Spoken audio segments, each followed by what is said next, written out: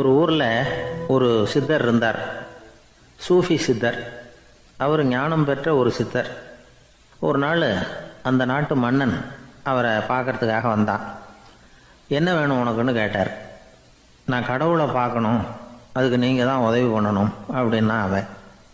சித்தர் கொஞ்சம் யோசனை பண்ணார். சரி, போயிட்டு நாளைக்கு வாடினார். அதே மாதிரி மன்னன் போயிட்டு அடுத்த நாள் வந்தான். இங்கே நீ என்னோட ஒரு வாரம் தங்கியிருக்க வேண்டியிருக்கும்னார். சரின்னா ஒரு பிச்சை பாத்திரத்தை தூக்கி கையில் கொடுத்தார். அவனுக்கு ஒன்றும் புரியல, இருந்தாலும் வாங்கிட்டான். வாங்கிட்டு இதை என்ன செய்யணும் அப்படின்னு கேட்டான். இதை ஒன்றும் செய்ய வேணாம், இதை எடுத்துக்கிட்டு பக்கத்தில் உள்ள கிராமங்களுக்கு போ, வீடு வீடாக பிச்சை எடுத்துக்கிட்டு வா. அப்படி வந்த பிறகு தான் உனக்கு சாப்பாடும் ஓய்வும் கிடைக்கும். ஒரு வாரம் இப்படி செய், அதுக்கப்புறம் 8வது நாள் நாம் கடவுளை பற்றி யோசிக்கலாம் அப்படின்னார். இப்படி இவர் சொன்னதை கேட்டதும் அந்த அரசனுக்கு அதிர்ச்சி ஆயிட்டுது. ஒரு மாதிரி ஆயிட்டான். தன்னுடைய சொந்த நாட்டில் சொந்த குடிமக்கள்கிட்ட போய் பிச்சை எடுக்கிறதா அப்படின்னு யோசனை பண்ணி பார்த்தான். அதுக்கப்புறம் மெதுவாக அவன் அந்த சித்தரை பார்த்தான். ஐயா, சொந்த நாட்டிலேயே பிச்சை எடுக்கிறதுன்னா எனக்கு ஒரு மாதிரியாக இருக்குது, வெக்கமாக இருக்குது. நான் வேணும்னா வெளி தேசத்தில் எங்கேயாவது போய் பிச்சை எடுக்கவா அப்படின்னு கேட்டான். இதுக்கு அந்த சித்தர் ஒரு சம்மதிக்கலை. இதை பாரு, உன்னால் பிச்சை எடுக்க முடியலன்னா பேசாமல் திரும்பி அரண்மனைக்கே போயிடு. அதுக்கப்புறம் கடவுளை பற்றியெல்லாம் பேசுறதுக்கு என்னை தேடிட்டு வரக்கூடாது அப்படின்னு விட்டார். மன்னன் தயங்கினான். இருந்தாலும் மனசை சரி பண்ணிட்டு சம்மதிச்சான். சரிங்க, ஒரு வாரம் இங்கே தங்குறேன், நீங்கள் சொல்கிறது மாதிரி பக்கத்து கிராமங்களுக்கு போகிறேன், வீடு வீடாக பிச்சை எடுக்கிறேன், வர்றேன் அப்படின்னா. ஒரு வாரம் தெரு தெருவாக பிச்சை பாத்திரத்தோடு அலைஞ்சான். சொந்த ஊரில் சொந்த குடிமக்கள்கிட்ட பிச்சை எடுத்தான். 7 நாள் முடிஞ்சுது. 8வது நாள் அந்த சித்தர் மன்னனை கூப்பிட்டார். இப்படி வாழ்னார். வந்தான். இனிமே நீ கடவுளை பற்றி என்கிட்ட கேட்கலாம்னார். இனிமே கேட்கறதுக்கு ஒன்றுமே இல்லை சுவாமின்னா இவன். ஒரு வார காலம் பிச்சை எடுத்த பிறகு தான் கடவுளை காண முடியும் அப்படின்னு நான் கனவு கூட காணவில்லைன்னா. அப்படின்னா நீ பிச்சை எடுத்த காலத்தில் அப்படி என்னதான் நடந்தது அப்படின்னு கேட்டார் அவர். சுவாமி, ஒரு வார காலம் பிச்சை எடுத்ததில் என்னுடைய ஆணவம் அழிஞ்சுட்டுது. அது இப்போ இருக்கிற இடமே தெரியல. இப்போ அதை காணவே காணோம். பிச்சைக்காரனாக இருந்தப்போ பெற்றதை மன்னனாக இருக்கும்போது பெற முடியாதுங்கிறத புரிஞ்சுக்கிட்டேன் அப்படின்னா மன்னன். அடக்கம் பிறந்தவுடன் தெய்வீக கதவுகள் திறந்து கொள்ளுகின்றன அப்படிங்கிறார் ஓஷோ. நம்மால் ஒருத்தன் ஆணவம் அழியணுங்கிறதுக்காக ஒரு திருவோட்டை எடுத்துக்கிட்டு தெரு தெருவாக பிச்சை எடுக்க ஆரம்பித்தான். என்ன, தெய்வீக கதவுகள் திறந்துதா அப்படின்னு கேட்டார் ஒருத்தர். தெய்வீக கதவு திறக்கிறதுக்கு முன்னாடியே எங்கள் வீட்டு கதவு சாத்திக்கிட்டுதுன்னா. என்னடா சொல்கிறேன்னார். இனிமேல் வீட்டுக்குள்ளேயே வர வேணாம், இதையே தொழிலாக வச்சுக்கோ அப்படின்னு எங்கள் வீட்டில் சொல்லிவிட்டாங்க சார் அப்படின்னா. ஒருத்தர் சிகரெட்டும் கையுமா வந்தார். சார், இந்த புகைப்பிடிக்கிற பழக்கத்தை நிறுத்தி போடணும்னு தான் பார்க்குறேன், முடியலன்னார். புகைப்பிடிக்கிறத நிறுத்துறது ரொம்ப சுலபம் சார் அப்படின்னார் இன்னொருத்தர். எப்படி சொல்கிறீங்கன்னு கேட்டார் அவர். நான் கூட ஏற்கனவே 10 தடவை அந்த பழக்கத்தை நிறுத்தி இருக்கிறேன் சார் அப்படின்னார் இவர். இதுலேருந்து என்ன தெரியுது? புகைப்பழக்கத்தை திடீர்னு விட்டு விடுறதுங்கிறது ரொம்ப கஷ்டம்னு தெரியுது. இருந்தாலும் இது சம்பந்தமான ஆராய்ச்சி, அனுபவம், இது ரெண்டையும் அடிப்படையாக வச்சு சில வழிமுறைகளை சொல்கிறாங்க. அதாவது புகைப்பிடிக்கிறத நிறுத்துறதுக்கு 10 வழிகள் உண்டு அப்படின்னு சொல்கிறாங்க. அது என்னங்கிறத தெரிஞ்சுக்கிட்டா உபயோகப்படுதான்னு பார்க்கலாமே. முதல் கருத்து என்னன்னா, கொஞ்ச நாளைக்கு புகைப்பிடிக்கிற நண்பர்களை விட்டு விலகி இருக்கணும். இதனால் புகைப்பிடிக்கிற ஆசை குறையும். அந்த பழக்கத்தை மறுபடியும் ஆரம்பிக்கப்படாதுங்கிற எண்ணம் உறுதிப்படும். 2வது கருத்து, புகைப்பிடிக்கிறதை எதிர்த்து தீவிரமாக பிரச்சாரம் செய்ய ஆரம்பிச்சிடணும். அது அடுத்தவங்களுக்கும் உபயோகப்படும், உங்களுக்கும் உபயோகப்படும். உங்கள் உள்ளுணர்வை அது தூண்டும், உங்களை உறுதி கொள்ள வைக்கும். 3வது கருத்து என்னென்னா, தினமும் 2 தடவை குளிக்கணும். எப்படி தெரியுமா? முதல்ல வெது வெதுப்பான தண்ணீர், அப்புறம் குளிர்ந்த தண்ணீர், இப்படி மாறி மாறி குளிக்கணுமா. 4வது கருத்து, உடற்பயிற்சிகள் செய்யணும். மூச்சு வாங்குற மாதிரியான பயிற்சிகள் ரொம்ப நல்லதான். பிராணாயாமம் அப்படிங்கிற மூச்சு பயிற்சி ரொம்ப நல்லதுங்கிறாங்க. அப்புறம் 5வது கருத்து, சாப்பாடு மிதமாக இருக்கணும், சீராக இருக்கணும். பச்சை காய்கறிகள், பழங்கள் சாப்பாட்டில் சேர்த்துக்கலாம். அடிக்கடி கொஞ்சம் கொஞ்சமாக சாப்பிட்டு ரத்தத்தில் சர்க்கரையின் அளவை பராமரிக்கணும். இது நரம்புகளை அமைதிப்படுத்தும். 6வது கருத்து என்னென்னா, ரொம்ப நேரம் பசியோடு இருக்கக்கூடாது. புகைப்பிடிக்கிறத நிறுத்த முயற்சி செய்யும் பொழுது எடை குறைப்பு நடவடிக்கைகளை மேற்கொள்ளக்கூடாது. 7வது கருத்து, காப்பி, தேநீர், மதுபானம், அப்புறம் போதைப் பொருள்கள் கலந்த உணவுகள் இதெல்லாம் வேணாம். புகைப்பிடிக்கிறத அதெல்லாம் ஊக்கப்படுத்தும். கடுகு, மிளகு, அப்புறம் காரமான பொருள்களை தவிர்க்கணும். உப்பு அளவை குறைக்கணும். தினமும் 10 கோவலை தண்ணீராவது குடிக்கணும். வெறும் தண்ணி புகைப்பிடிக்கிற ஆவலை தணிக்குதான். 8வது கருத்து, கையில் சிகரெட்டு, புகையில ஏதாவது இருந்தால் உடனே தூக்கி எறிஞ்சிருங்க. அது கையில் இருக்கிற வரைக்கும் புகைப்பிடிக்கிற ஆசை வந்துக்கிட்டே இருக்கும். 9வது கருத்து என்னன்னா, இறை நம்பிக்கை உள்ளவங்க புகைப்பிடிக்கிற எண்ணம் வர்றப்போவெல்லாம் பிரார்த்தனை செய்ய ஆரம்பிச்சுடலாம். 10வது கருத்து, உங்களுக்கு ரொம்பவும் வேண்டியவங்க யாரோ அவங்கக்கிட்ட எல்லாம் நீங்கள் புகைப்பிடிக்கிறத நிறுத்தி விட்டதா சொல்லிவிடுங்க. இந்த 10 வழிகளையும் கடைபிடிக்க ஆரம்பிச்சுட்டா புகைப்பிடிக்கும் பழக்கத்தை நிறுத்தி விடலாம் அப்படின்னு சொல்கிறாங்க அனுபவப்பட்டவங்க. முயற்சி பண்ணி பார்க்கலாம். ஒரு முக்கியமான இடத்துல நின்றுக்கிட்டு இருந்தார் ஒருத்தர். அங்கே இன்னொருத்தர், ஏன் சார் இந்த இடத்துல சிகரெட் பிடிக்கலாமா அப்படின்னு அனுமதி கேட்டார். இந்த இடத்துல சிகரெட் பிடிக்கக்கூடாதுங்க அப்படின்னாரு இவர். நீங்கள் இப்படி சொல்கிறீங்க, ஆனால் இந்த இடத்துல கீழே நிறைய சிகரெட் துண்டுகள் கிடக்குதே, அவங்கெல்லாம் யார்? அவங்கெல்லாம் உங்கள் மாதிரி என்கிட்ட அனுமதி கேட்காதவங்க அப்படின்னாராம் இவர். நம்மள மாதிரி ஒரு ஆசாமி அவன் நம்மள மாதிரியே கற்பனை பண்ணான். அதாவது நாம தான் இந்த உலகத்துல ரொம்பவும் கஷ்டப்படுறோம், மற்றவங்க எல்லாம் சந்தோஷமா இருக்கிறாங்க அப்படின்னு அவன் நினைச்சுக்கிட்டான். அவன் ஒரு நாள் கடவுளை வேண்டிக்கிட்டானா, சுவாமி, இந்த உலகத்துல எவ்வளவோ பேர் இருக்கிறாங்க, ஒவ்வொருத்தருக்கும் ஒவ்வொரு விதமான கஷ்டம் இருக்கலாம், ஒத்துக்கிறேன். இருந்தாலும் எனக்கு அது கொஞ்சம் அதிகமா இருக்கிறது மாதிரி தெரியுது. அதனால நீங்க எனக்காக ஒரு சின்ன உதவி செஞ்சா போதும். அது வேற ஒண்ணும் இல்ல, என்கிட்ட இருக்கிற துயரங்களை இன்னொருத்தர் யாருகிட்டயாவது கொடுத்துருங்க, அவர்கிட்ட இருக்கிற துயரங்களை என்கிட்ட மாத்தி கொடுத்துருங்க. ஒரு மியூச்சுவல் டிரான்ஸ்பர், அவ்வளவுதான். அப்படி பண்ணிவிட்டா போதும் அப்படின்னு வேண்டிக்கிட்டானான். அன்னைக்கு ராத்திரியே அவன் ஒரு கனவு கண்டிருக்கான். வானத்திலிருந்து ஒரு குரல் கேட்டிருக்கு. அது என்ன சொல்லிச்சு தெரியுமா? ஏ ஜனங்களே, எல்லாரும் அவங்க கஷ்டங்களை ஒரு பையில போட்டு எடுத்துக்குங்க. அப்படி எடுத்துக்கிட்டு நேரா இந்த ஊர் எல்லையில இருக்கிற கோயிலுக்கு சேருங்க அப்படின்னு அந்த குரல். ஆஹா, கடவுள் நம்ம பிரார்த்தனைக்கு செவி சாய்ச்சுட்டார் அப்படின்னு சந்தோஷப்பட்டான் இவன். உடனே என்ன பண்ணான்?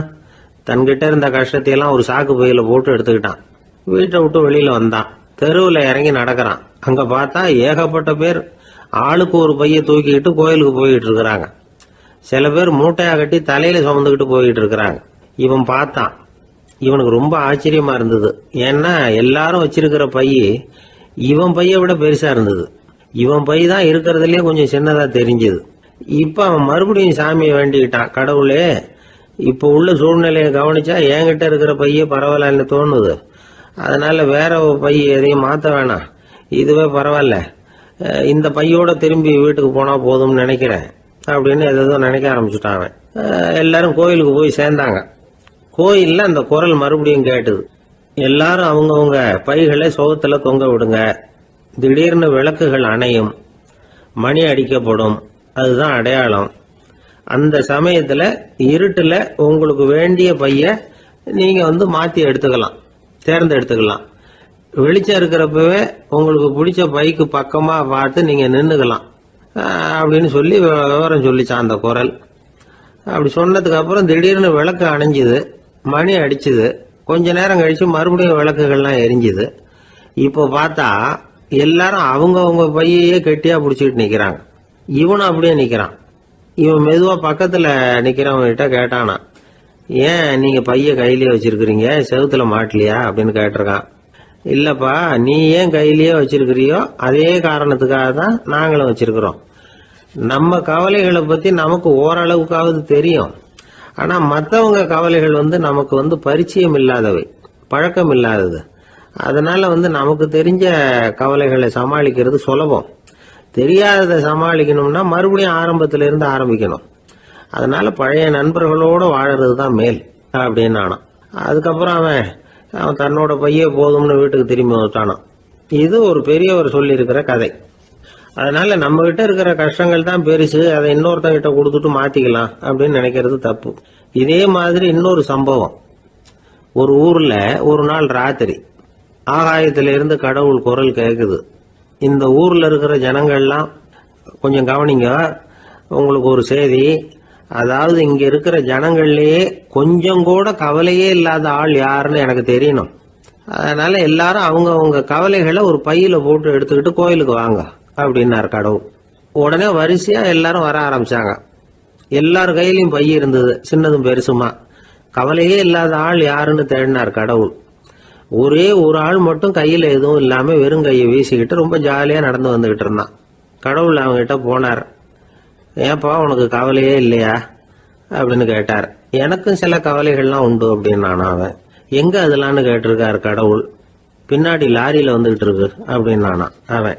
வாழ்க்கையில் சில சந்தர்ப்பங்களில் நாம் சில அவமானங்களை சந்திச்சே தீர வேண்டியிருக்கு. என்ன பண்ணுறது, காலம் அப்படி. அவமானப்படுறவங்க உடனே அடங்கி போடுறது தான் உலக வழக்கம். அவமானப்பட்டால் உடனே சீறி எழறவங்களும் உண்டு. ஆனால் அதையே ஒரு சவாலாக எடுத்துக்கிட்டு முன்னுக்கு வர்றவங்களும் சில பேர் இருக்கிறாங்க. அவங்க ரொம்ப அபூர்வம். இன்றைக்கி மனோதத்துவ நிபுணர்கள்லாம் என்ன சொல்கிறாங்க தெரியுமா? அவமானப்பட்டுட்டா உடனே அடங்கி போயிடக்கூடாதான். அதையே ஒரு சவாலாக எடுத்துக்கிட்டு மனசில் ஒரு வைராக்கியத்தோடு முயற்சி பண்ணினா வாழ்க்கையில் எல்லாரும் முன்னேறலாமா. அவமானங்கிறத நாம் வைராக்கியமாக மாற்றிக்கணும். அதுதான் வெற்றிக்கு வழி. ராமர் இந்த பூமியில் பிறந்ததே ஒரு வைராக்கியத்தினால தான் சார் அப்படின்னார் ஒருத்தர். எப்படிங்க அது அப்படின்னு கேட்டேன்.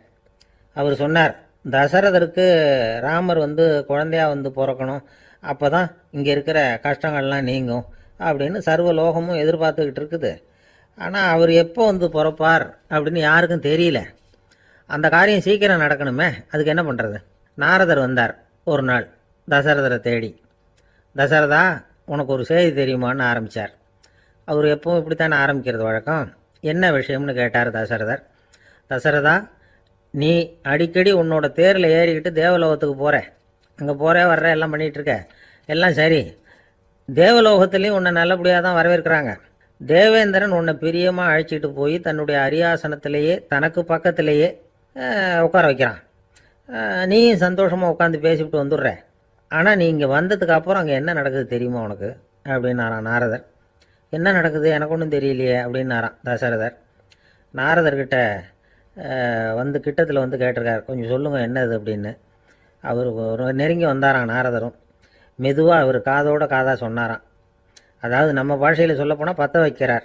நீ அங்கே தேவேந்திரங்கிட்ட உட்காந்து பேசிவிட்டு வந்த பிறகு நீ அங்கே உட்காந்துருந்த அரியாசனத்தை தண்ணி ஊற்றி கழுவி சுத்தப்படுத்துகிறாங்க. நீ என்ன அந்த அளவுக்கு சுத்தம் இல்லாத ஆளா, தினம் குளிக்காமையாக இருக்கிற அப்படின்னாராம். தசரதருக்கு இது ரொம்ப அவமானமாக போயிட்டுது.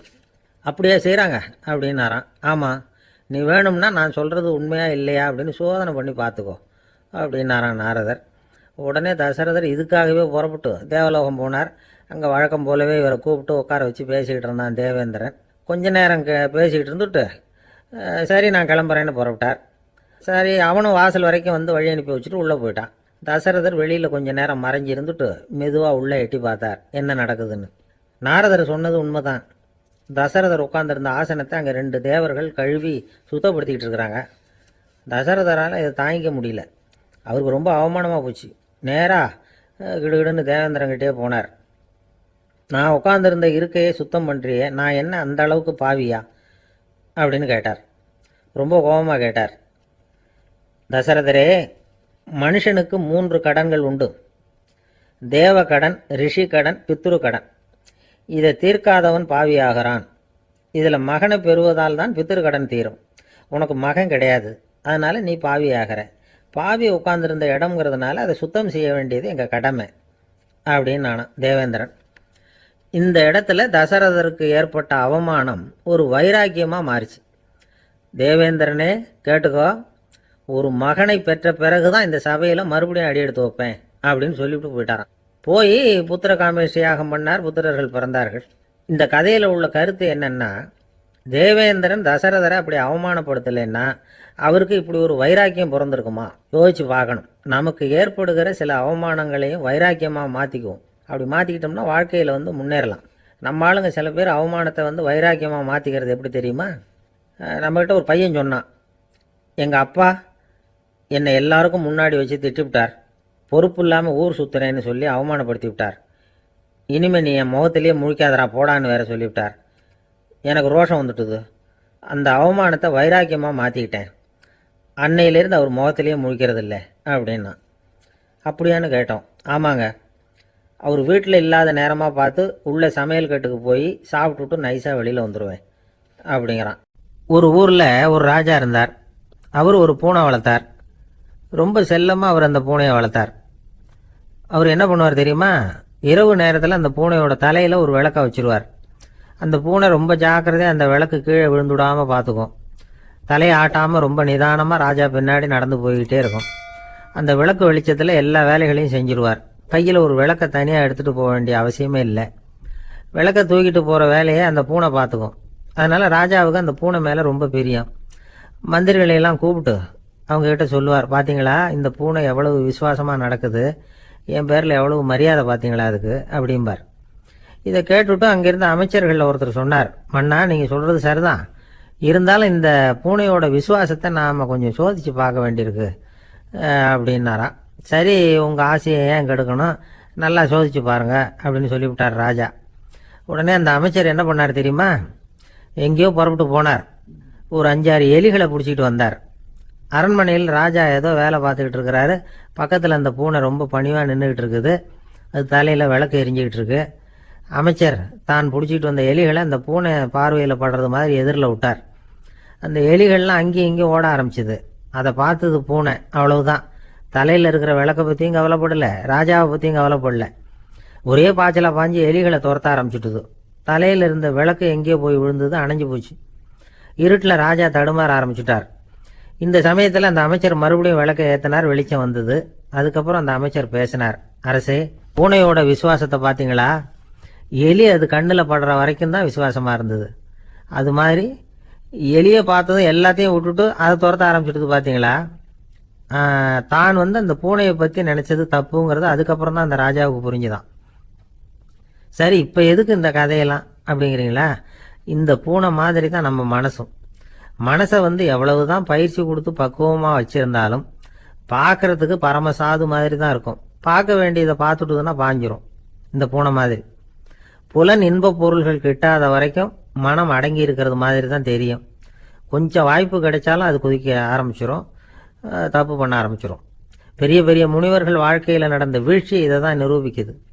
புலன்களின் ஆற்றல் அதிகம். அதனால் மனக்கட்டுப்பாடு பயிற்சிகளில் ரொம்ப எச்சரிக்கையாக இருக்கணுங்கிறார் சுவாமி சிவானந்தர். மது பழக்கத்தையே விட்டுவிட்டேன்னு உறுதியாக இருப்பான். கடை கண்ணில் பட்டுவிட்டதுன்னா கால் அவனை கேட்காமலே இழுத்துக்கிட்டு உள்ளே போயிடும். இதுதான் மனசுங்கிறது. அதுதான் அந்த ராஜா வளர்த்த பூனை. நம்மால் ஒருத்தன் அந்த ராஜா பூனை தலையில் விளக்க வச்சது மாதிரி இவன் தன்னுடைய தலையிலேயே ஒரு விளக்கை ஏற்றி வச்சுக்கிட்டு என்னத்தையோ தேட ஆரம்பித்தான். தேடிட்டு இருக்கிறான். தலையை ஆட்டாமல் நிதானமாக நடந்து ரொம்ப நேரமாக தேடிட்டு இருக்கிறான். அந்த சமயம் அங்கே வந்த ஒருத்தர், என்னத்தை தேடுறீங்கன்னு கேட்டார். அதுதான் மறந்து போச்சு அப்படின்னு இழுத்தான். சரி, கொஞ்சம் இப்படி உட்காருங்க, ஞாபகம் வந்ததும் தேட ஆரம்பிக்கலாம் அப்படின்னார் அவர். இவன் கொஞ்ச நேரம் உட்காந்து யோசித்தான். அப்புறம் திடீர்னு எழுந்திரிச்சான். ஞாபகம் வந்துட்டுதுன்னா. என்னன்னு கேட்டார். எங்கள் வீட்டில் இருந்த விளக்கை எங்கே வச்சேன்னு தெரியல, அதை தான் தேடிக்கிட்டு இருக்கிறேன், ஏற்றி வைக்கலாம்னு பார்க்குறேன் அப்படின்னா. ஒரு ஊரில் ஒரு குரு இருந்தார், ஜென் குரு. அவரை தேடிட்டு ஒரு மன்னர் வந்தார். வந்தவர் ஜப்பான் மன்னர். தோட்டக்கலையை பற்றி தெரிஞ்சுட்டு போகிறதுக்காக அவர் வந்தார். எப்படி தோட்டம் அமைக்கிறது அப்படிங்கிறத பற்றி அந்த குரு விவரமாக சொல்லி கொடுத்தாரு. 1 நாள் 2 நாள் இல்லை, 3 வருஷம் கற்றுக் கொடுத்தார். அதுக்கப்புறம் சொன்னார், நான் கற்றுக் கொடுத்துட்டேன், இனிமேல் நீங்கள் போகலாம், போய் தோட்டம் அமைக்கலாம். அதுதான் உங்களுக்கு பரிசை. தோட்டம் அமைச்ச பிறகு சொல்லி அனுப்புங்க, நான் வந்து பார்க்குறேன். நீங்கள் இங்கே என்னவெல்லாம் கற்றுக்கிட்டீங்களோ அதையெல்லாம் அங்கே செயல்முறையில் செஞ்சு காட்டுங்க அப்படின்னு சொல்லி அனுப்பி வச்சார். மன்னர் போனார். அரண்மனைக்கு பக்கத்திலேயே ஒரு பெரிய தோட்டத்தை உண்டு பண்ணினார். அழகான மரங்களையும் செடிகளையும் உருவாக்கினார். கிட்டத்தட்ட 1000 தோட்டக்காரர்களை பயன்படுத்தி 3 வருஷங்கள் முயற்சி பண்ணி அந்த அழகான தோட்டத்தை உருவாக்கினார். குருகிட்ட இருந்து செய்தி வந்தது, நாளைக்கு வந்து தோட்டத்தை பார்க்குறேன் அப்படின்னு. மன்னர் உடனே சுறுசுறுப்பாயிட்டார். முதல் நாளே தோட்டத்தை சுத்தப்படுத்தினார். ராத்திரி பூரா யாரும் தூங்கலை. எல்லாருக்கும் தோட்டத்தை ஒழுங்குபடுத்துகிற வேலை. அது அந்தந்த இடத்துல ஒழுங்காக இருக்குதா அப்படின்னு சரி பார்த்தாங்க. ஒரு தவறும் இல்லாத வகையில் அதை ஒழுங்குபடுத்தினாங்க. மறுநாள் குரு வந்தார், தோட்டத்தை பார்த்தார். அவருக்கு கோபம் வந்துட்டுது. மன்னருக்கு ஆச்சரியம், எப்பவும் சிரிச்சுக்கிட்டே இருக்கிறவர் இப்போ எப்படி இருக்கிறாரே அப்படின்னு. மெதுவாக குருக்கிட்ட போய், எல்லாம் சரியாக தானே இருக்குது அப்படின்னார். எல்லாம் சரிதான், ஆனாலும் எங்கே அந்த பொன்னிற காற்று அப்படின்னார். உதிர்ந்த இலைகள், பொன் மஞ்சள் நிற இலைகள் காற்றில் அப்படி புரண்டு ஓடுவதை நான் பார்க்க முடியவில்லையே அப்படின்னாராம். அது இல்லாமல் இந்த தோட்டம் உயிரோட்டம் உள்ளதா இருக்காது, இதில் பாடல் இல்லை, ஆடல் இல்லை, அதெல்லாம் இல்லாமல் இந்த தோட்டம் ரொம்பவும் செயற்கையாக தெரியுதேன்னாராம். மன்னர் இப்போதான் யோசனை பண்ணார். கீழே கிடந்த காஞ்சி போன இலைகள் மட்டும் இல்லை, மரத்தில் இருந்த காஞ்சி போன இலைகளையும் அப்புறப்படுத்தி சுத்தமாக வச்சிருக்கிறார். இறப்பும் வாழ்க்கையினுடைய ஒரு பகுதி தான். மரணம்ங்கிறது வாழ்க்கைக்கு எதிரானது அல்ல, அதை நிரப்பும் ஒரு பகுதி தான் அது. மரணம் இல்லையில் வாழ்க்கையே இல்லை அப்படிங்கிறது பெரியவங்க கருத்து. இப்போ அந்த தோட்டம் அழகாக தான் இருக்குது, இருந்தாலும் அது ஒரு ஓவியம் மாதிரி உயிர் இல்லாமல் இருக்கு. குரு ஒரு வாளியை கையில் எடுத்துக்கிட்டார், தோட்டத்தை விட்டு வெளியில போனார். ஏற்கனவே வீசி எறிந்த அந்த சருகுகளை எல்லாம் அள்ளி கொண்டுகிட்டு வந்தார்.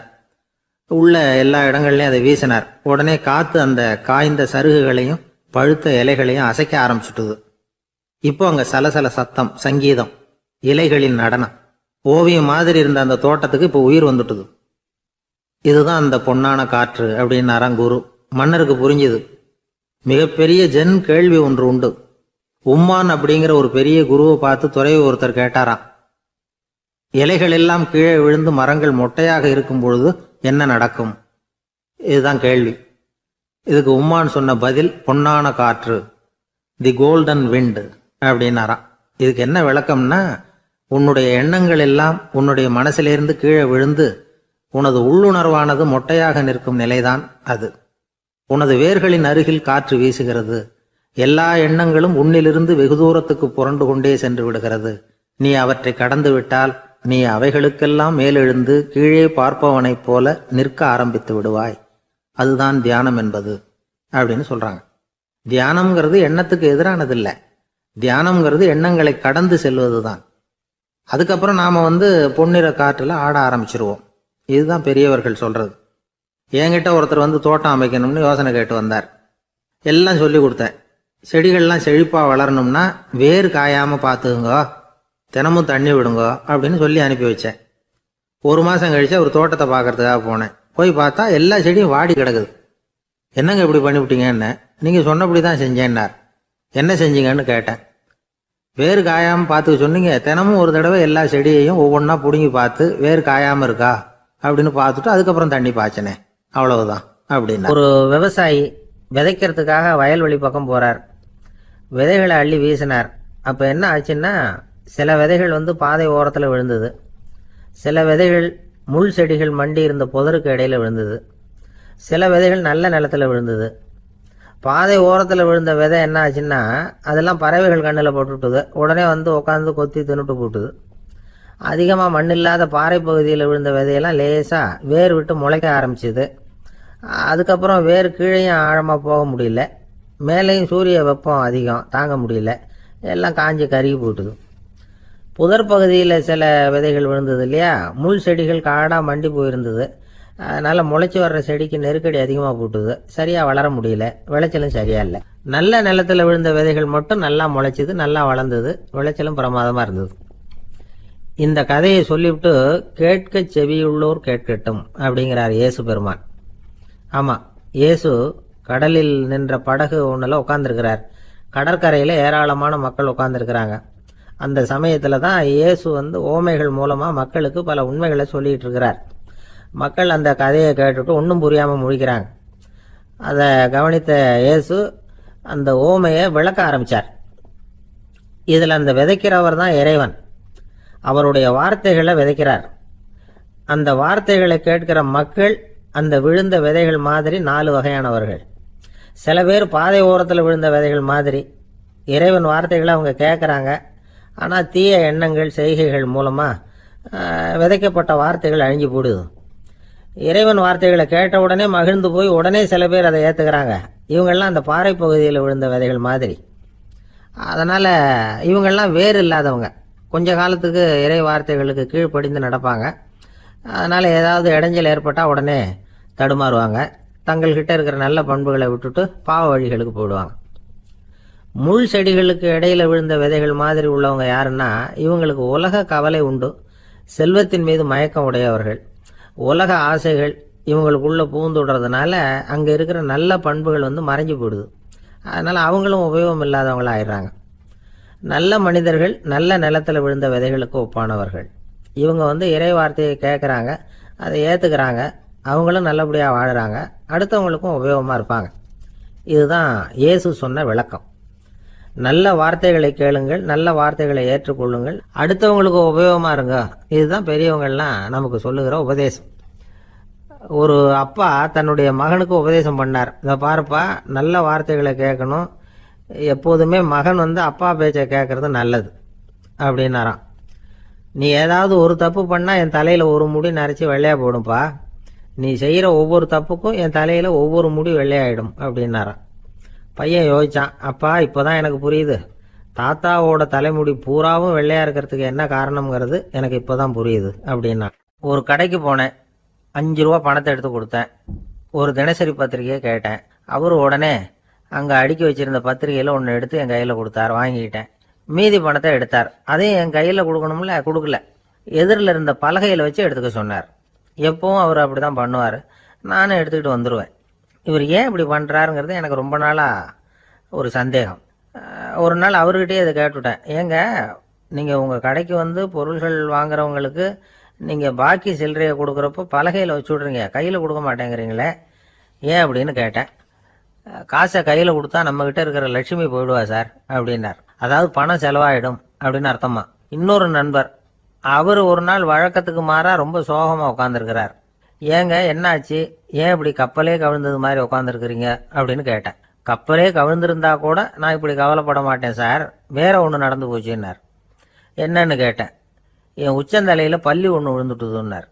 அதுக்காகவா இப்படி அப்படின்னு ஆச்சரியப்பட்டேன். ஆமாங்க, பள்ளி உச்சந்தலையில் விழுந்தா பலன் என்னன்னு பஞ்சாங்கத்தில் பார்த்தேன், மரணம்னு போட்டிருக்கு அப்படின்னு சொல்லிவிட்டு அவர் தொடர்ந்து கவலைப்பட ஆரம்பிச்சிட்டார். இப்படியும் ஒருத்தர், என் கூட வேலை பார்க்குற ஒருத்தர் எப்படி தெரியுமா, தினமும் வலது காலை வச்சு தான் ஆஃபீஸுக்கு உள்ளே நுழைவார். என்னைக்காவது தவறுதலாக இடது காலை வச்சு உள்ளே வந்துட்டார்னா அன்னைக்கு பூரா மனசு சங்கடப்படுவார், எந்த வேலையும் சரியாக ஓடாது. கேரம் போர்டு ஆடுற ஒருத்தர் எப்போ ஆட உட்காந்தாலும் ஸ்ட்ரைக்கரை கை தவறி கீழே விழுற மாதிரி பண்ணி அதுக்கப்புறம் அதை எடுத்துக்கிட்டு ஆட உட்காருவார். ஏன்னா எப்போ ஒரு தடவை நிஜமாவே அது கை தவறி கீழே விழுந்திருக்குது, அன்னைக்கு பிரமாதமாக ஜெயிச்சுட்டார். உடனே ஒரு முடிவுக்கு வந்துட்டார், கை தவறுனா லாபம் அப்படின்னு. அதுக்கப்புறம் அதையே பழக்கமாக்கிக்கிட்டார். பூனை குறுக்க போனால் சகனம் சரியில்லைன்னு நினைக்கிறவங்க உண்டு. ஆனால் ஒருத்தர் எப்படி தெரியுமா, அவர் வெளியில் கிளம்புற சமயம் பக்கத்து வீட்டு ரேடியோவில் மியாவ் மியாவ் பூனை குட்டின்னு பாட்டு சத்தம் கேட்டால் கூட போதும், சகனம் சரியில்லைன்னு பிரயாணத்தை கேன்சல் பண்ணிவிடுவார். இப்போ இவ்வளவும் எதுக்கு சொல்கிறோம்னா, அளவுக்கு மீறின சகுன நம்பிக்கைகள் இருக்கு பாருங்க, இதோட பயமும் சேர்ந்துக்கிட்டதுன்னு வச்சுக்கோங்க, இது ஒருத்தருடைய மனநிலையை பாதிச்சிடும். இது உளவியல் நிபுணர்கள் சொல்கிற கருத்து. வாழ்க்கையே தடுமாற வச்சிரும். பாதுகாப்பு இல்லாத உணர்வு, ஒரு விதமான டிப்ரெஷன் மனநிலை, இதெல்லாம் தான் இதுக்கு காரணமாக அமையலாம். சில பேர் காய்கறி நறுக்க கத்தியை கையில் எடுத்தால் கூட நேரம் சரியாக இருக்கா அப்படின்னு பார்த்துட்டு தான் வேலையை ஆரம்பிக்கிறது வழக்கம். அறிவு தான் மனசுக்கு வாத்தியாராக இருக்கணும், அப்போ தான் வாழ்க்கை நிம்மதியாக இருக்கும். அறிவு மனசு சொல்கிறபடியெல்லாம் கேட்க ஆரம்பிச்சுட்டுதுன்னா இடைஞ்சல் தான். ஒருத்தருக்கு 7ஆம் நம்பர் தான் ராசியான நம்பரான், 7ஆம் தேதி தான் எந்த காரியத்தையும் ஆரம்பிப்பாராம். 7 எழுத்து வர்றது மாதிரி பேரை மாற்றி வச்சுக்கிட்டார். 7 மணிக்கு தான் தினமும் எழுந்திருப்பார். 7ஆம் நம்பர் வீட்டில் தான் குடியிருக்கார். கல்யாணம் கூட 7ஆம் தேதி தான் பண்ணிக்கிட்டார். அவர் ஒரு நாள் குதிரை பந்தயத்துக்கு போனாராம். குதிரையோட பேரையெல்லாம் பார்த்தார். ஒரு குதிரையோட பேர் 7 எழுத்தில் அமைஞ்சிருந்தது. 7 தானே இவருக்கு அதிர்ஷ்ட நம்பர், அதனால் உடனே அது பேரில் பணத்தை கட்டினார். பந்தயம் நடந்தது. என்ன சார் ஆச்சுன்னு கேட்டாங்க. நான் பணம் கட்டின அந்த என்னோட குதிரை 7ஆவதாக சேர்ந்தது சார் அப்படின்னாராம் சோகமாக. துருக்மேனியாவில் அஷ்காபாத் அப்படின்னு ஒரு நகரத்தில் ஒரு புவியியல் விஞ்ஞானி இருந்தார். அவர் ஒரு நாய்க்குட்டி வளர்த்தார். ஒரு நாள் முன்னிரவு நேரம் ஒரு மேஜைக்கு முன்னாடி உட்காந்து அந்த விஞ்ஞானி ஏதோ கணக்கு போட்டுக்கிட்டு இருக்கிறார். அவருக்கு ஒரு சின்ன பெண் குழந்தை, அது தொட்டிலில் தூங்கிட்டு இருக்குது. அந்த நாய்க்குட்டியும் ஒரு மூலையில் படுத்து அது பாட்டுக்கு தூங்கிட்டு இருந்தது. ஒரே அமைதி. அந்த நேரத்தில் திடீர்னு அந்த நாய்க்குட்டி துள்ளி எழுந்திரிச்சது. நேராக குழந்தைகிட்ட ஓடிச்சு. அந்த குழந்தைய அது போட்டிருந்த ட்ரெஸ்ஸோடு சேர்த்து கவ்வி தூக்குச்சு. தூக்கிக்கிட்டு வாசல் பக்கம் ஓடிச்சு. நாய்க்குட்டி குழந்தைய கவ்வி தூக்க முடியுமாங்கிற சந்தேகம் உங்களுக்கு இல்லையா? நீங்கள் நம்ம ஊர் நாய்க்குட்டியவே பார்த்து பழக்கப்பட்டிருக்கீங்க. அதனால் நம்புறதுக்கு சிரமமாக இருக்கும். அந்த ஊர்ல எல்லாம் அது வந்து ரொம்ப ஸ்ட்ராங்காக இருக்கும், ஒரு ஏதோ கண்ணுக்குட்டி மாதிரி இருக்கும். விஞ்ஞானி அதை பார்த்துட்டார். உடனே அந்த நாய்க்கு வந்து வெறி பிடிச்சிட்டுதுன்னு முடிவு பண்ணிட்டு தன்னோட கை துப்பாக்கியை எடுத்துக்கிட்டு ஓடி வந்தார். அவர் வெளியில் வந்து நாய்க்குட்டி எங்கே அப்படின்னு பார்த்து தேடுறார். அந்த நேரத்தில் அந்த வீடு வந்து இடிஞ்சு விழுது. காரணம் பூமி அதிர்ச்சி. இப்படி பூமி அதிர்ச்சி உண்டாக போகுதுங்கிறது அந்த நாய்க்குட்டிக்கு முன்னாடியே தெரிஞ்சு போச்சு. அதுதான் குழந்தைய தூக்கிட்டு வெளியில் ஓடி வந்திருக்குது. அது மூலமாக அந்த குடும்பத்தையே காப்பாற்றி இருக்குது அந்த நாய்க்குட்டி. இந்த சம்பவம் நடக்கிறதுக்கு 3 நாளைக்கு முன்னாடியே சில பிராணிகளுக்கு இப்படி நடக்க போகுதுங்கிறது தெரிஞ்சிருக்குதான். ஆமாம், அந்த நகரத்தில் 3 நாளைக்கு முன்னாடியே பாம்பு, பல்லி இதெல்லாம் அது தங்கியிருந்த வலையை விட்டு வெளியில் ஓடி வந்துட்டுது. அதே மாதிரி அங்கே இருந்த புறாவெல்லாம் பறந்து போயிடுச்சான். இதே மாதிரி யுகோஸ்லோவியாவில் கூட ஒரு நகரம், அங்கே ஒரு நாள் ராத்திரி ஒரு மிருக காட்சி சாலையில் திடீர்னு ஒரு பெரிய கலவரம், கூச்சல், குழப்பம். அங்கே இருந்த கழுதை, புலி, யானை, பறவை எல்லாம் கண்ணாபின்னான்னு கத்த ஆரம்பிச்சுட்டுது. நீர் யானை அதுக்குன்னு போட்டிருந்த தடுப்பையே தாண்டி குதிச்சு வெளியில் வந்துட்டு தான். மறுநாள் தான் எல்லாருக்கும் விஷயம் புரிஞ்சுது. அடுத்த நாள் காலையில் அங்கே பூமி அதிர்ச்சி உண்டாயிட்டுது. இப்போ பாருங்க, அதாவது மனுஷனை போய் தீர்க்க தரிசி அது இதுன்னு சொல்லிட்டு இருக்கிறோம். இவனை விட அது பரவாயில்லைன்னு தோணுது. அதாவது மிருகங்கள் ஒன்று நடக்க போகுதுங்கிறத முன்னாடியே புரிஞ்சுக்குதே. சரி, இதெல்லாம் எப்படி அது முன்கூட்டி புரிஞ்சுக்குது? அதுதான் படைப்பு ரகசியம். அதை கண்டுபிடிக்கிறதுக்கு தான் மனுஷன் வந்து ஆராய்ச்சி பண்ணிகிட்டு இருக்கிறான். விஞ்ஞானிகளோட ஆராய்ச்சியெல்லாம் ஒரு பக்கம் இருக்கட்டும், வீட்டுக்குள்ளேயே சில ஆராய்ச்சி பண்ணி பாருங்களேன். இப்போ சில யோசனை சொல்லி அதை சோதனை பண்ணி பாருங்க அப்படின்னு ஒருத்தர் சொன்னாராம். அதாவது இப்போ மழை வருமா வராதா அப்படின்னு தெரிஞ்சுக்கணுமா, உடனே ஒரு பூனைக்குட்டி பின்னாடியே மெதுவாக போய் அது என்ன செய்யுதுன்னு கவனித்து பார்க்கணும். பூனைக்குட்டி தன்னோட பாதத்தினால சுகத்தில் வந்து அப்படி கீறிக்கிட்டு இருக்கும். அப்படி கீறினா கண்டிப்பாக மழை வரும். சில சமயம் பூனைக்குட்டி அப்படி மல்லாந்து படுத்துக்கிட்டு பாதத்தை உயர தூக்கும், அப்படியும் இப்படியும் புரளும். இப்படி செஞ்சதுன்னா அன்னைக்கும் மழை இருக்காது. அதனால் முன்னாடி இருந்தது மழை வர்றதுக்கு அறிகுறி, இது மழை இல்லைங்கிறதுக்கு அறிகுறி. பறவைகள், பிராணிகள் இதுகளோட நடவடிக்கைகளை பார்த்துட்டு அதையெல்லாம் அடிப்படையாக வச்சு தான் காலநிலையை கண்டுபிடிக்கிற கருவிகளை கண்டுபிடிச்சிருக்கிறாங்க. வாத்து இருக்குல்ல, சில சமயம் தன்னோட அழகை தன்னோட இறகுகளில் அப்படியே புதைச்சிக்கும். அப்படி செஞ்சால் குளிர்காலம் வரப்போகுதுன்னு அர்த்தம். பருவநிலை குளிராக மாறப்போகுதுங்கிறதுக்கு இதுதான் அறிகுறி. சிட்டுக்குருவி இருக்குதுல்ல, அதெல்லாம் புழுதியில் உழுந்து புரளும், சிறகுகளை வந்து படபடன்னு அடிச்சுக்கும். அப்படி செஞ்சால் மழை வரப்போகுதுன்னு அர்த்தம். ஒன்று மட்டும் நாம் நல்லா தெரிஞ்சுக்கணும், இயற்கையின் சீற்றம்னு சொல்கிறோம் இல்லையா, இயற்கை ஏன் நம்ம மேலே கோவப்படுது? இயற்கையை நாம் அனுசரித்து போகிறதில்ல, அதனால் கோவப்படுது. காடுகளை அழிக்கப்படாது, விலங்குகளை கொல்லக்கூடாது, இயற்கை ஏற்படுத்தி வச்சிருக்கிற சமநிலையை கெடுக்கக்கூடாது. அதை புரிஞ்சுக்கிட்டு வாழ்ந்தோம்னா பூமியும் நடுங்காது, நாமளும் நடுங்க வேண்டிய அவசியம் இருக்காது. ஒருத்தர் இருந்தார், சாராய கடைக்கு போனாராம், நிறைய சாப்பிட்டார். அப்புறம் சொன்னார், இது ரொம்ப அற்புதமான சரக்கு போல் இருக்குது, உள்ளே போன உடனே இந்த பூமியே நடுங்கிறது மாதிரி இருக்குது எனக்கு அப்படின்னாராம். இதுக்கு கடைக்காரர் சொல்லியிருக்கார், நீங்கள் சாப்பிட்டது வெறும் பச்சை தண்ணி தாங்க, இப்போ ஏற்பட்டிருக்கிறது நிஜம் பூமி அதிர்ச்சி அப்படின்னாராம். ஒரு ஊரில் ஒரு இளைஞன் இருந்தான். ஒரு நாள் அவன் ஒரு குருவை தேடிக்கிட்டு புறப்பட்டான். ஊரை விட்டு வெளியில் போனான். போகிற வழியில் ஒரு காடு. அந்த காட்டில் ஒரு மரத்தடியில் ஒரு பெரியவர் உட்காந்துருக்கிறார். அமைதியாக மௌனமாக அவர் அமர்ந்திருக்கிறார். இந்த பெரியவரை விசாரிக்கலாம், குருவை தேடி கண்டுபிடிக்கிறதுக்கு இவர் ஏதாவது ஒரு வழி சொல்லி கொடுப்பார் அப்படின்னு நினச்சிக்கிட்டு அவரை நெருங்கினான். ஐயா, எனக்கு ஒரு குரு தேவை, எங்கே கிடைப்பார்? அவரை எப்படி அடையாளம் கண்டுபிடிக்கிறது? அதை பற்றி ஏதாவது விவரம் சொன்னீங்கன்னா நான் கண்டுபிடிச்சிக்குவேன் அப்படின்ட்டுருக்கான். பெரியவர் நிமிர்ந்து பார்த்தார். தம்பி, அது ரொம்ப சுலபம். அவர் வயசானவராக இருப்பார், என்னை விட சுமார் 30 வயசு அதிகமாக இருக்கும். அவர் ஒரு மரத்தடியில் தான் உட்காந்துருப்பார் அப்படின்ட்டுருக்கான். சரிங்க பெரியவரே, அது என்ன மாதிரியான மரம், எப்படி இருக்கும் அப்படின்னு கேட்டிருக்கான். பெரியவர் அந்த விவரங்களையும் சொல்லியிருக்கிறாரு. அது மட்டும் இல்லை, சந்திக்கிற நாள், நேரம், வினாடி முதற்கொண்டு எல்லா விவரங்களையும் துல்லியமாக சொன்னாராம். இவ்வளவு விவரங்களை இவரால் எப்படி சொல்ல முடியுது அப்படின்னு இவனுக்கு ஆச்சரியம். இருந்தாலும் அந்த பெரியவர் கடைசியாக ஒரு விவரம் சொன்னார். அது என்ன தெரியுமா, எப்படியும் நீ அவரை சந்திக்கிறதுக்கு ஒரு 30 வருஷம் ஆகும் அப்படின்னு சொல்லிவிட்டாராம். ரொம்ப நன்றிங்க பெரியவரே அப்படின்னு சொல்லிவிட்டு அந்த இளைஞன் புறப்பட்டுருக்கான். இப்போ அவனுக்கு குரு பற்றின விவரம் எல்லாம் கிடைச்சிட்டுது, சந்திக்கிற நேரமும் தெரிஞ்சுட்டுது. ஆனால் 30 வருஷம் அவரை தேடி அலைய வேண்டியிருக்குமே. அவன் தேட ஆரம்பித்தான். காடு மலை எல்லாம் சுற்றி அலைஞ்சான். பல வருஷங்கள் தேடினான், அழுத்து போயிட்டான். கடைசியில் அவனுக்கும் வயசாகிட்டுது. கடைசியில் தன்னுடைய சொந்த ஊருக்கே திரும்பி போய்கிட்டு இருந்தான். அங்கே ஒரு மரத்தடியில் அவன் தேடிக்கிட்டு இருந்த குருநாதர் கிடைச்சார். யார் அவருன்னா, 30 வருஷத்துக்கு முன்னாடி வழி சொல்லி கொடுத்தாருல அதே பெரியவர். அவருக்கு இப்போ 30 வயசு அதிகமாக இருந்தது. அதே மரம், அன்னைக்கு பெரியவர் சொன்ன அடையாளம் இப்போ பொருத்தமாக இருந்தது. இப்போ அந்த பெரியவர் சொன்னார், சரியாக வந்து சேர்ந்துட்டேன், வா, உனக்காக தான் நான் இவ்வளவு காலமும் காத்துக்கிட்டு இருந்தேன் அப்படின்னாரான். என்ன சொல்கிறீங்கன்றிருக்கான். 30 வருஷத்துக்கு முன்னாடி என்கிட்ட வந்தியே, அப்போவே என் காலம் வந்து முடிஞ்சு போயிருந்தது. அப்போவே என்ன உனக்கு அடையாளம் தெரியல, அதனால் இவ்வளவு காலம் உனக்காக காத்துட்டு இருக்கும்படி ஆயிட்டுது அப்படின்னாராம். ஐயா, அப்போவே நீங்கள் சொல்லியிருக்கலாமே, இதுதான் 30 வருஷம் கழித்து நீ சந்திக்க போகிற இடம், நான் தான் உன்னுடைய குரு அப்படின்னு சொல்லியிருக்கலாமே அப்படின்ட்டுருக்கான். அந்த பெரியவர் சிரிச்சுக்கிட்டே இதுக்கு பதில் சொன்னாராம். நான் எவ்வளவோ விவரமாக தான் சொன்னேன், நீ சரியாக புரிஞ்சிக்கல. காரணம், அப்போ நீ போதுமான அளவுக்கு பக்குவம் பெற்றிருக்கவில்லை, அதனால் புரியும் சக்தி இல்லாமல் போயிட்டுதப்போ 30 ஆண்டு காலம் நீ அலைஞ்சி தெரிஞ்சிருக்கிற, அது காரணமாக இப்போ உனக்கு அந்த பக்குவம் வந்துட்டுது, அதனால தான் அடையாளம் காண முடிஞ்சது, நானே உன்னுடைய குரு அப்படின்னாராம். இதுலேருந்து என்ன தெரியுதுன்னா, ஆன்மீகத்தில் மாணவனாக சேர்றதுக்கு கூட ஒரு பக்குவத்தன்மை தேவைப்படுது. ஒரு பெரிய ஞானி, அவர்கிட்ட சீடனாக இருக்க ஒருத்தன் வந்தான், எதிரில் நின்னான். ஞானி அவனை வெகு நேரம் உற்று பார்த்தார். அப்புறம் சொன்னார், சீடனாக இருக்கிறது ரொம்ப சிரமம்னார். நான் தயாராக இருக்கிறேன்னா. அது இன்னமும் சிரமமாச்சே, இங்கே வந்து குருவாக இருக்கிறது மட்டுமே சுலபம் அப்படின்னாராம். அப்படின்னா நான் குருவாகவே ஆயிடுறேன் அப்படின்னானா. இது போலவே இந்த காலத்தில் கதை ஒன்று உண்டு. ஒரு பள்ளிக்கூடத்தில் வகுப்பு ஆசிரியர் மாணவனை திட்டிக்கிட்டு இருந்தார்.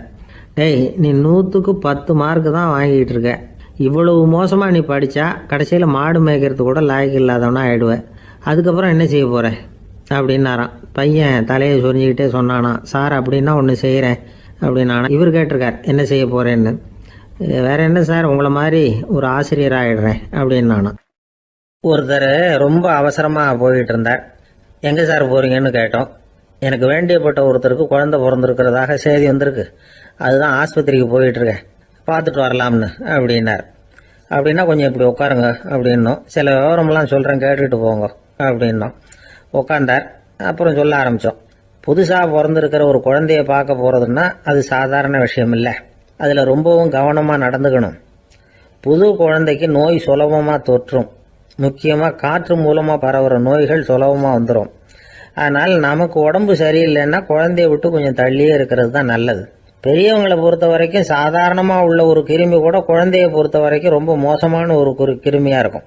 சில வெளிநாடுகளில் எப்படி தெரியுமா, பிறந்த குழந்தை தூங்கிட்டு இருக்கிற ஒரு ரூமுக்கு போகணும்னா போகிறவங்க வந்து முகமூடி போட்டுக்கணும், காலணிகளை மாற்றிக்கணும், அவ்வளவு சுத்தமாக உள்ளே போய் பார்த்துட்டு வரணும்.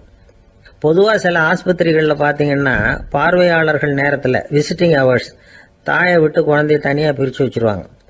எதுக்குன்னு நினைக்கிறீங்க? அந்த நேரம் பல பேர் வருவாங்க போவாங்க, அவங்க கை கால் சுத்தமாக இருக்காது, சுத்தம் இல்லாத கைகள் மூலமாக கிருமிகள் பரவும். சுத்தம் இல்லாத கைன்னா மண்ணு தூசி படிஞ்சிருக்கிற கை மட்டும் தான் அர்த்தம் இல்லை. சாலையில் கையை வீசிக்கிட்டு நடந்து வர்றீங்க, குழந்தைய பொறுத்த வரைக்கும் அது கூட சுத்தம் இல்லாத கை தான். தாயை தவிர மற்றவங்க குழந்தைய தூக்காமல் பார்த்துக்கிறது நல்லது. தாய் கூட அளவோட கொஞ்சிறதோட நிறுத்திக்கணும். புதுசாக ஒரு குழந்தைய பெற்றிருக்கிற பொண்ணுக்கிட்ட மற்ற தாய்மார்கள் ஏதாவது சொல்லிக்கிட்டே இருப்பாங்க. குழந்தைய அப்படி வளர்க்கணும் இப்படி வளர்க்கணும் அப்படின்னு ஏதாவது அட்வைஸ் பண்ணிக்கிட்டே இருப்பாங்க. இப்படி ஓவராக அறிவுரை பண்ணுறது அந்த பொண்ணை வந்து குழப்பி விட்டுரும். அதனால் அப்படிலாம் பண்ணக்கூடாது. அந்த பெண்ணே ஏதாவது கேட்டால் கூட டாக்டர் சொல்ல வேண்டிய விவரங்களை எல்லாம் நாமே சொல்லிக்கிட்டு இருக்கக்கூடாது. புதுசாக பிறந்திருக்கிற குழந்தைய மட்டும்தான் இப்படி பார்க்கணும்னு இல்லை, ஒரு நோயாளி குழந்தைய பார்க்க போகிறதுனா கூட ரொம்ப எச்சரிக்கையாக தான் நடந்துக்கணும். ஒரு தின்பண்டமோ விளையாட்டு சாமானோ அந்த குழந்தைக்கு நாம் வாங்கிட்டு போகிறதா வச்சுக்குவோம், அதை நேராக கொண்டுகிட்டு போய் அந்த குழந்தைகிட்டே கொடுக்கக்கூடாது. அதோட அப்பா அம்மா கிட்ட ரகசியமாக கொடுக்கலாம். அவங்க முடிவு பண்ணட்டும் குழந்தைகிட்ட அதை கொடுக்கலாமா வேண்டாமாங்கிறத. அவங்களுக்கு தான் தெரியும் அதோட மனசும் உடம்பும். உங்கள் அக்கறையை காட்டுறதா நினச்சிக்கிட்டு குழந்தை வாயில் எதையும் கொண்டுட்டு போய் போடாதீங்க. போகிறப்போ உங்கள் வீட்டு குழந்தையும் அழைச்சிட்டு போகாதீங்க. இது நோயை வாங்கிட்டு வந்துடும், அல்லது புதுசாக ஒரு நோயை அதுக்கிட்ட கொடுத்துட்டு வந்துடும். என்னதான் உங்களுக்கு பழக்கமான குழந்தையா இருந்தால் கூட அதுக்கு விருப்பம் இல்லைன்னா பேசக்கூடாது. அங்கே போய் அவங்க பள்ளிக்கூடத்தை ஞாபகப்படுத்திட்டு இருக்கக்கூடாது. நோயில் இருக்கிறப்ப ஸ்கூலை பற்றி பேச அது விரும்பாது. ஆஸ்பத்திரியை விட்டு வெளியில் புறப்படுறப்போ குழந்தைகிட்ட சொல்லணும்னு அவசியம் இல்லை, அதோட அப்பா அம்மா கிட்ட சொல்லிவிட்டு புறப்பட்டா போதும், குழந்தை கோபிச்சிக்காது. சமூக சம்பிரதாயத்தை பற்றி அது கவலைப்படுறதில்லை. இப்படி எல்லா விவரமும் நம்ம எதிரில் உட்காந்துருந்தவங்க கிட்ட சொல்லி முடித்தோம். ரொம்ப நன்றி சார் அப்படின்னு சொல்லிவிட்டு அவர் புறப்பட்டார். குழந்தைங்க கொஞ்சம் வளர்கிற வரைக்கும் தான் நாம் எச்சரிக்கையாக இருக்கணும்னு இல்லை, வளர்ந்த பிறகு இன்னும் எச்சரிக்கையாக இருக்கணும். ஒரு பையன் பள்ளிக்கூடத்துலேருந்து திரும்பி வீட்டுக்கு வந்தான். முகம் பூரா நகத்தால கீறி இருந்தது. அப்பா பார்த்து பயந்துட்டார். யாருடா உன்னை இப்படி பண்ணது அப்படின்னாரு. என் கூட படிக்கிற இன்னொரு பையன்னா. நாளைக்கு உன் கூட பள்ளிக்கூடத்துக்கு வர்றேன், நீ எனக்கு அவனை அடையாளம் காட்ட முடியுமான்னார். அது ரொம்ப சுலபம் நான் பையன். எப்படின்னார் அப்பா. அவன் காதில் ஒன்று கையோடு எடுத்துகிட்டு வந்திருக்கிறேன், இதோ என் பையில தான் வச்சுருக்கேன் அப்படிங்கிறான் அந்த பையன்.